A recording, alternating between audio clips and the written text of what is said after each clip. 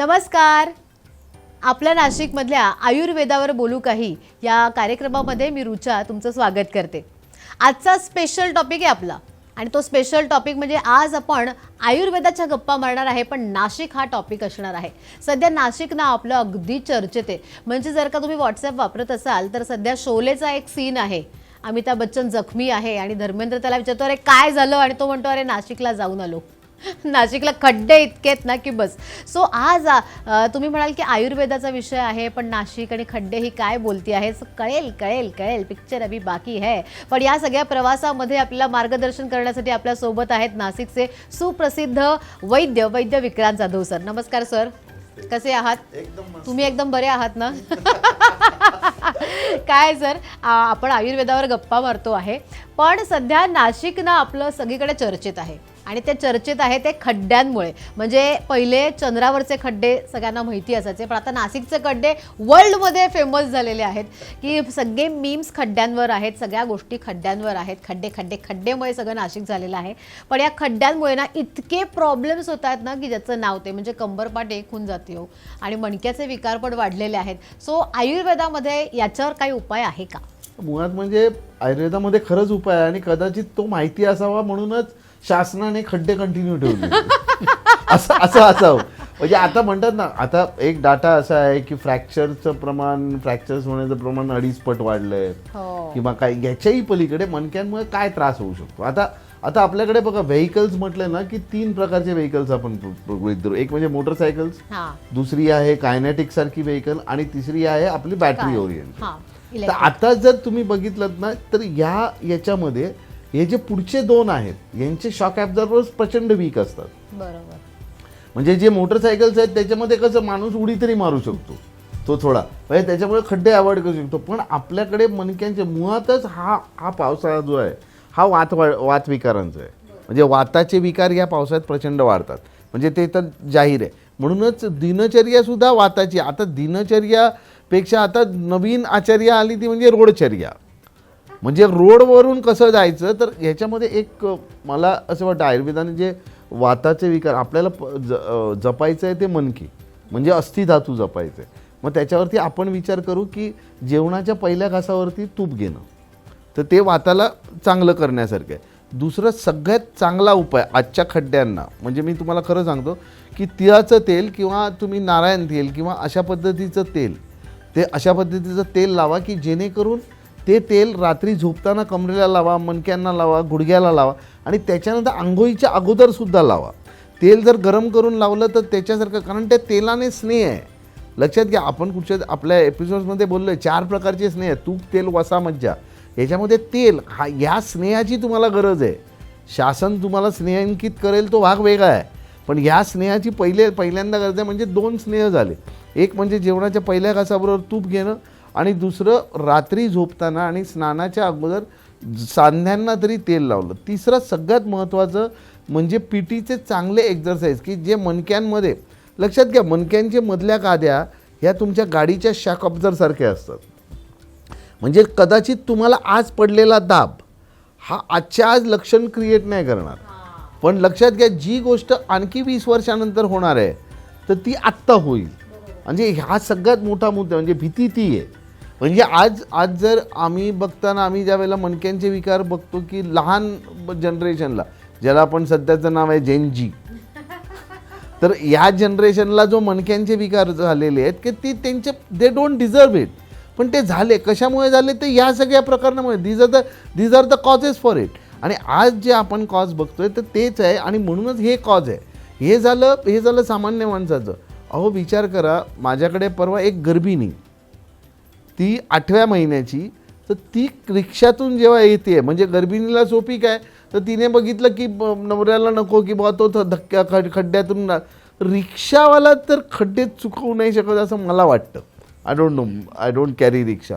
पण तरीसुद्धा त्या गर्भिणीला इतका त्रास झाला की मला 8 तास झोपवून ठेवावं लागलं. म्हणजे आपल्याला याचं कारण आहे की रिलॅक्स करायला, कारण ज्या वेळेला हलतं त्याला, लक्षात घ्या, नुसतं पोटाचं हलणं वेगळं पण गर्भासकट सगळं हलणं वेगळं. या 2 याच्यातला जो फरक आहे तो आपल्याला बघायला पाहिजे. खाण्यामध्ये स्निग्ध पदार्थ जास्त पाहिजे की जेणेकरून वात कमी होईल. म्हणूनच या दिवसात कदाचित ग्लुटेन ज्याला आपण म्हणू की गव्हाचे पदार्थ, बाजरीचे पदार्थ हे कमी करा. अर्थात श्रावण कदाचित येईल त्याच्यामध्ये कमीच होतात, पण तांदळाचे आणि खोबऱ्याचे पदार्थ आपण वाढवले पाहिजे की जेणेकरून हा वात कमी होईल आणि आपल्या अंतर्गत जो मज्जाधातू आहे, म्हणजे ज्याला आपण कार्टिलेज म्हणतो, त्याला त्याचं बळ मिळेल. तर ह्या पद्धतीने आपल्याला दुसरा सगळ्यात महत्त्वाचं, नाशिककर आपण थंडीच्या ठिकाणी राहतो, आपण आपल्या घरातली बेडरूम खरंच काश्मीर करून झोपायला नको. म्हणजे फॅन पण लावणं, हे अहो विचार करा की तुम्ही रात्रभर फॅन लावल्यानंतर तुमचे सांधे जखडून जातात, सकाळी उठल्यानंतर तुमचं सगळं जखडलं जातं आणि त्यावेळेला वात वाढून जातो. तर ह्या वेळेला तुम्हाला गरज आहे की हे फॅन तुम्ही टाळला पाहिजे. अगदी पहिल्यांदा डोक्यावरचा फॅन टाळला पाहिजे आणि AC आणि फॅन म्हणजे ते तर खूपच झालं. पण काय माहिती आहे का, लोकांची ना एक मानसिकता झालेली आहे की जोपर्यंत फॅन हलताना बघत नाही ना तोपर्यंत झोपच लागत नाही. त्यामुळे आपण पांघरून ओढून झोपतो पण ते फॅन चालूच असतो. पांघरून ओढून जो लक्षात घ्या, फॅन चालून असला आणि पांघरून ओढलं तर फॅनचं दुष्परिणाम तेवढेच होणार आहेत जेवढे आपण समजा पांघरून नाही घेतलं तर. म्हणजे हे स्पष्ट आहे. आणि तो डायरेक्ट ब्लो आहे, म्हणजे त्याला आपण पूर्ववात असं शास्त्रकारांनी सांगितलं आहे. पूर्ववात म्हणजे डायरेक्ट वात येणारा. म्हणजे हा जो विषय आहे हा खूप महत्त्वाचा आहे, त्यामुळे हा टाळला पाहिजे आपल्याला की जेणेकरून आपले सांधे व्यवस्थित राहते. लक्षात घ्या, हे सांधे आपली गरज आहे. सांधे ही तुमची माझी गरज आहे. आज ऑलरेडी प्रोफेशनल हजार्ड्समुळे आपण वेगवेगळ्या पद्धतीने, आपल्याकडे ॲनाटॉमिकल फर्निचर नाही आहे. म्हणजे ह्या सगळ्यातून आता खड्डे हे त्याला ॲडिशनल झाले त्याच्यात, आणि या सगळ्यातून हा जो अचानक येणारा अतिदाब किंवा अनियमित दाब आहे, हा नियमित नाही आहे ना. एका रेग्युलरली इरेग्युलर आणि इरेग्युलरली रेग्युलर या दोन याच्यामध्ये जो फरक आहे तो आहे. कारण तुम्हाला माहीत नाही ना खड्डे किती खोल आहेत. आणि आता तर पाऊस पडल्यामुळे ते आणखी, त्यामुळे तो पुढचे तुमचे शॉक ॲब्झॉर्बर बरोबर तुमचे मणके जे शॉक ॲब्झॉर्बरसारखं काम करतात ते सुद्धा खराब होतात. त्यामुळे तुम्हाला एक वेगळी ऋतुचर्या व्हायली पाहिजे. तुम्हाला एक चांगलं गरम पाण्याने तेल लावून जर आपण रात्री गारव्यामध्ये गरम पाण्याने शेकलं, किंवा तुमच्याकडे जर ते मास्क असेल ना, ते आपण चेहऱ्याला स्टीम लावतो ते स्टीमर, तर त्या स्टीमरने किंवा सगळ्यात सोपं हेअर ड्रायर असेल तर तेल लावा आणि हेअर ड्रायरने तुम्ही सांध्यांना शेका. सगळ्यात चांगलं. इट्स अन व्हेरी गुड आणि very convenient and very easy to do. म्हणजे तुम्हाला उष्णता राहील, तिकडचं जखडणं कमी होईल आणि त्याला नाही म्हटलं तरी कुठेतरी त्याचं पोषण तर होईल, आणि हे त्याला महत्त्वाचं आहे. So that we can do it. पण मग काय म्हणतात त्याला, तुम्ही जसं सांगितलं तसं आपण ऑफिसमधनं आलो आहे घरी आणि रात्री झोपण्याच्या पूर्वी आपण गरम पाण्याने सगळे सांधे शेकलेत आणि त्याच्यानंतर ड्रायर वगैरे केलंय आणि मग त्याच्यानंतर फॅन लावून झोपलं तर चालणार आहे? नाही, ते तर आणखी विरुद्ध झालं. कारण तुम्ही उष्णता दिलेली आणि त्याच्या अगेन्स्ट जर तुम्ही केलं तर ऑब्व्हियसली जखडणं जास्त होतं. त्यामुळे पण खड्ड्यांपासून हे बघा, आहार विहार जे काय आहे ते खड्डेचर्या हा वेगळा विषय झाला.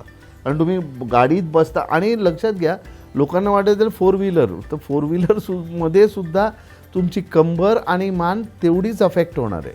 लक्षात घ्या, याचं कारण आहे की फोर व्हीलरमध्ये झाल्यानंतर तुम्हाला बाउन्स येणार ना, तुम्ही चालवा अगर मागे बसा, सगळं तेच आहे.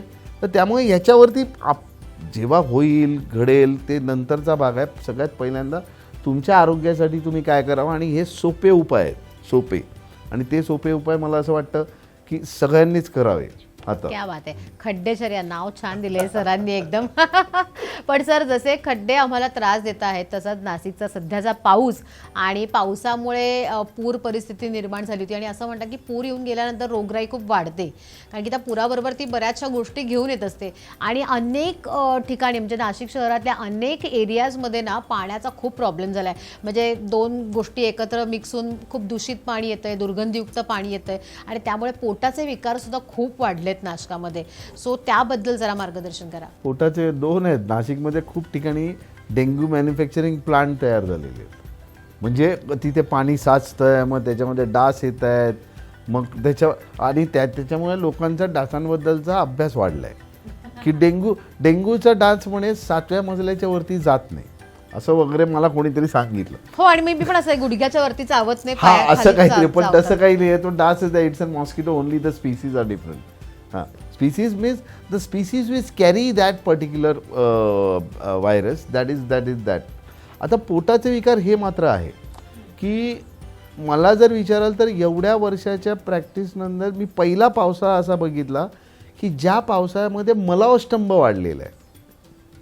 लक्षात घ्या, मलावस्तंभ वाढत नाही म्हणजे कॉन्स्टिपेशन हे वाढत नाही. तुम्हाला संडासला उलट मोकळी व्हायला लागते, कारण बाहेर दलदल आहे तशी तुमच्या शरीरात पण दलदल आहे, आणि शरीरातली दलदल ही तुमच्या मलाला पातळ करणारी आहे, सॉफ्ट करणारी आहे. त्यामुळे उलट होत नाही, उलट झालं तर इथे जुलाब होतात. पण आता मलावस्तंभ वाढला आहे, हा या पावसाळ्यातला एक वेगळेपणा मात्र आहे. तर ह्याचबरोबर म्हणजे इथे काय करायचं, इथे पोटाचे विकार वाढले म्हणजे तुम्हाला याला कन्सोलिडेट करायचं, आणि कन्सोलिडेटसाठी किंवा होमोजिनियस करायचं आहे, बांधीव करायचं आहे तुम्हाला म्हणजे तुमच्या शरीराला. म्हणजे याच्यासाठी सगळ्यात चांगलं आहे सुंठ आणि साखर किंवा आलेपाक हे सगळ्यात चांगलं आहे याला, कारण तुम्ही इथे बांधीव कराल, आणि बांधीव झाल्यानंतर हे दिवसभरात जर आलेपाक जरी 2-3 वेळा खाल्ला तर तुमचा अग्नी चांगला राहील, प्रदीप्त राहील, आणि पोटाचे विकार कमी होतील. दुसरा भाग सगळ्यात मोठा की गोड खाण्याला निर्बंध नाही आहे एक्सेप्ट डायबिटीज वगैरे, पण गोडावर पाणी टाळा, आणि कोल्ड्रिंक्स तर 100% टाळा, कारण तुम्ही डायरेक्ट शुगर घेताय. परत एकदा आणखी तुम्ही जे गोड खाताय किंवा जे खाल्लं आहे त्याच्यावर डायरेक्ट शुगर घेताय. तळलेले पदार्थ जेवढे खाणार आहात तुम्ही, कदाचित आपण सांगू की खाऊ नये पण कदाचित खाणारच, मग जे खाणार त्याच्यावरती एक मात्र करा, त्याच्यावर पाणी पिऊ नका, थंड पाणी पिऊ नका. तुम्हाला प्यायचंच असेल तर गरम पाणी प्या, that will help you a lot. तर ही जर काळजी मला असं वाटतं आपण घेतली.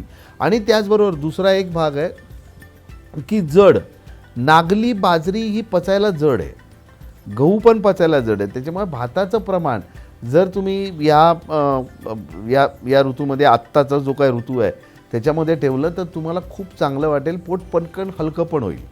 त्याच्यामध्ये भगर ही एक चांगली गोष्ट आहे, म्हणजे वऱ्याचे तांदूळ ज्याला म्हणतात की ज्याला आपण भगर पण म्हणतो, तर वऱ्याचे तांदूळ जर तुम्ही खाल्ले तर तुम्हाला आणखी छान वाटेल, कारण तुम्हाला हलकेपणा येईल वऱ्याच्या तांदूळावर. तर ह्या पद्धतीचं जर मला असं वाटतं आचर्या आपण जर केली तर मला असं वाटतं की हा ऋतू आपल्याला आरोग्यदायीच होणार आहे. आणि ह्याच्या पुढे कुठच्याही ह्याचा पावसाळा राहणार नाही, तर पुढे पण येणार आहे, आणि पुढे तुमची जी ऋतुचर्या आहे ती तुम्हाला तुमच्या शरीराला निश्चितपणे आरोग्य देईल. क्या बात आहे, क्या बात आहे. पण सर तुम्ही सांगितलं की गरम पाणी प्यायला पाहिजे, पण अजूनही बरेच लोक फ्रीजचंच पाणी पितात. सो फ्रीजचं पाणी या ऋतुचर्यात म्हणजे या ऋतूमध्ये पिणं किंवा इतर ऋतूमध्ये पिणं हे हानिकारकच आहे ना? फ्रीजचं पाणी मुळातच हानिकारक आहे. लक्षात घ्या, आपल्या शरीराचं टेम्परेचर लक्षात घ्या तुम्ही. पाणी जे माणूस पितो हे स्पर्शाने आहे, स्पर्शाने थंड आहे, त्याच्यामुळे त्याचे दुष्परिणाम होणार आहेत ते स्पर्शाने होणार आहेत. गरम पाण्याचं पण तेच आहे. मग तुम्ही फ्रीजचं पाणी लक्षात घ्या. आता गरम पाणी आणि थंड पाण्याचं आपण जस्ट इव्हॅल्युएशन करू. आता याच्यातलं सगळ्यात पहिलं इव्हॅल्युएशन आहे की गरम पाणी कमी प्यायलं जातं आणि थंड पाणी जास्त प्यायलं जातं. म्हणजे तुम्ही पाणी जास्त प्यायलात फ्रीजचं किंवा कुठचंही तर तुमच्या पोटातला अग्नी दाबला जाणार आहे. गरम पाणी तुम्ही कमी प्याल म्हणजे जेवढं तुमच्या शरीराला, जेवढं आपल्या पाण्याला जीवन म्हणतात, ते जेवढं जीवनाला आवश्यक आहे तेवढंच पाणी प्यायला जाईल. हा मूळचा फरक आहे. काय लोक म्हणतात की गरम पाण्याने अशक्तपणा वगैरे, मी तुम्हाला म्हटलं असं ते स्पर्शाने गरम आहे, दोन्हीही पाणीच आहेत.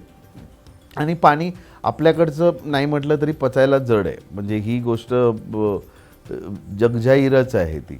म्हणजे जगातला कुठचाही माणूस इथे आल्यानंतर त्याला गॅसेस होतातच.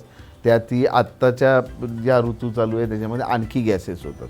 ते कॉन्सेप्ट लक्षात घ्या. तुम्ही ऋतूचं भान ठेवा, तुमच्या शरीराचं भान ठेवा.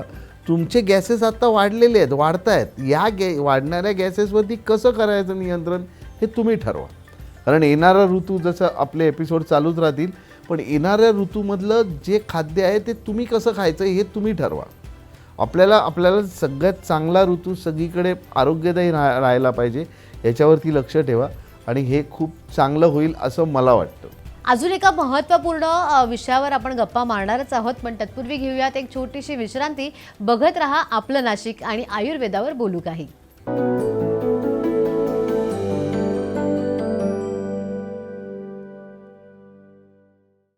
Welcome back. आयुर्वेदावर बोलू काही तुम्ही बघत आहात आपलं नाशिक या चॅनलवरती. मी आहे रुचा आणि आपल्यासोबत आहे वैद्य विक्रांत जाधव सर. सर आपण सध्या नाशिकच्या खड्ड्यांवर नाशिकच्या पाण्यावर गप्पा मारतो आहे आणि जसं तुम्ही सांगितलं की आपण काय काय प्रिकॉशन्स घ्यायला पाहिजे आहेत, कसं पाणी प्यायला पाहिजे आहे, काय काय घ्यायला पाहिजे आहे. पण अजून एक महत्त्वाचा विषय म्हणजे ज्येष्ठ नागरिक. आपल्या घरामध्ये आजी आजोबा असतात, वयोवृद्ध लोक असतात, ज्येष्ठ व्यक्ती असतात. पण बऱ्याचदा काय होतं की त्यांना तूप खायला मनाई केलेली असते कारण की कोलेस्ट्रॉल वगैरेचे प्रॉब्लेम असतात. बरं पावसाळा असतो त्यामुळे घरातले सांगतात बाहेर फिरू नका, नाही तर पडाल पिडाल अजून काहीतरी प्रॉब्लेम होतील, त्यामुळे त्यांना घराच्या बाहेर पडता येत नाही. बरं घरात राहून राहून सुद्धा कफ प्रवृत्ती त्यांची वाढते. सो मग या ऋतूमध्ये ज्येष्ठांनी काय काळजी घ्यायला पाहिजे? आता खूप चांगला विषय आहे. बऱ्याच वेळेला ज्येष्ठांना डॉक्टर सांगतो की तू तूप खाऊ नको, कोलेस्ट्रॉल वाढेल, तू हे करू नको, तुमचं ते वाढेल. हां, साहजिकच आहे. आचरणामध्ये ज्येष्ठ नागरिक ज्या वेळेला रस्त्यावर येतो आणि चिखल असेल तर त्यावेळेला ते चिखलापासून, कारण ज्येष्ठ नागरिकांना हाडांचा त्रास सहजतेने होऊ शकतो कारण हाडांच्या ठिसूळपणा आहे. तर ठीक आहे, ज्येष्ठ नागरिकांकडे पण याबरोबरीने सगळ्यात मोठा आता दुसरा भाग पण झाला की ज्येष्ठ नागरिकाने घरी बसायचं का? हो, त्याने आराम करायला पाहिजे. त्याने त्याचे योगाचे व्यायाम करायला पाहिजे, हालचाल ठेवली पाहिजे. पण त्याच्यावरती हालचाल कशी ठेवावी याला पण मग तिथे आपण अभ्यंगम आचरित म्हणजे अभ्यंग स्नान. तुमच्या गुडघ्याला तुम्ही तेल लावा, साधं तिळाचं तेल गरम करून लावलं तरी चालेल. अंघोळीनंतर लावा, दुपारी लावा आणि कमरेला लावा. ज्येष्ठ नागरिकांमध्ये 2 विकार स्पष्टपणे दिसतात, 2 विकार, आणि हे सगळे ज्येष्ठ नागरिक त्याला मान्य पण करतील. एक आहे तो कफाचा विकार. हा खूप त्रास देतो. कफाचा विकार हा प्रचंड त्रास देतो आणि प्रचंड त्रास देतो म्हणजे ज्येष्ठ नागरिकांना मानसिक पण त्रास देतो. कारण रात्री झोपेत ज्यावेळेला संपूर्ण परिवार घोरत असतो त्यावेळेला यांच्या कफाने, भले ते आई आणि वडील असतील, पण यांच्या कफाने ते जे बाकीचे लोक आहेत त्यांना त्रास होतो आणि त्यांना झालेला त्रास हा ज्येष्ठांना जास्त त्रासदायक ठरतो आणि त्यांनाच गिल्टी वाटतं, अरे काय हा दिवसभर बाहेर राहतो वगैरे वगैरे. तर यावेळेला सगळ्यात चांगलं सगळ्यांना सांगतो की रात्री झोपताना छातीला साधं तिळाचं तेल लावा. मी कुठच्याही ब्रँडेड ऑइलबद्दल तुम्हाला बोलत नाही. तिळाचं तेल थोडंसं गरम करून छातीला लावा. आणि सगळ्यात मोठं की खूप नागरिक विसरलेले आहेत, नाकाला आतल्या बाजूने फक्त तुपाचं बोट फिरवा. याचं कारण आहे की ज्यावेळेला आपण कोंदट असतो, ज्यावेळेला बाहेरून गारवा येतो, तर हा गारवा तुमच्या फुफ्फुसांना त्रासदायक ठरू शकतो. तुम्हाला त्यावेळेला श्वसनाला त्रास देतो, तुमच्या शरीरातला वात वाढवतो. तर यावेळेला हे साधे उपाय आहेत. आणि त्याबरोबर ज्येष्ठ नागरिकाने डोक्याला तेल लावणं बंद नाही करायचं, तुम्हाला सांगतो. याचं कारण आहे डोक्याला तेल लावल्याने तो स्नेह आपल्या शरीरातल्या सगळ्या सांध्यांना व्यवस्थित उपयुक्त ठरतो. तर हे ठराविक विकार. त्याबरोबर रात्री झोपताना किंवा मध्यरात्री खूप ज्येष्ठांना थंड पाणी पिण्याची सवय आहे, तर त्याला निषिद्ध. रात्री झोपताना तुम्ही गरम पाणी प्या, मध्यरात्रीसुद्धा फ्लास्क भरून ठेवा, त्याच्यामध्ये गरम पाणी, जेवढं थंड होईल तेवढं, त्याला काही प्रश्न नाही. पण तुम्ही थंड पाणी पिणार नाही, एवढं सगळं चांगलं होईल. आणि त्याबरोबर जेवणामध्ये आता इथे वात वाढतो आहे ना, तर रात्रीचं जेवण हे 25% पोट रिकामं राहील असं करा की जेणेकरून वाताचं प्रमाण वाढणार नाही आणि तो तुमच्या शरीराला चांगलं करेल.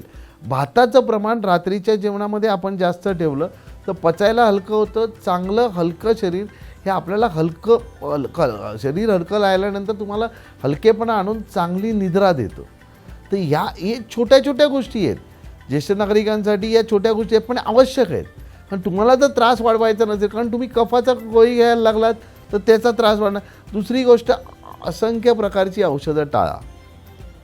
घरगुती जी औषधं आहेत, कफावरती 17 प्रकारची औषधं चालतात. 17, मी हर्बलचं बोलतो आहे, मी कुठच्याही मेडिसिनचं बोलत नाही आहे. सुंठ, मिरे, पिंपी, वेखंड असे सगळेच आहेत ज्येष्ठमधपासून. पण ह्या प्रत्येकाला एक विशिष्ट ठिकाण आहे, विशिष्ट अवस्था आहे आणि त्या अवस्थेचा मान राखा.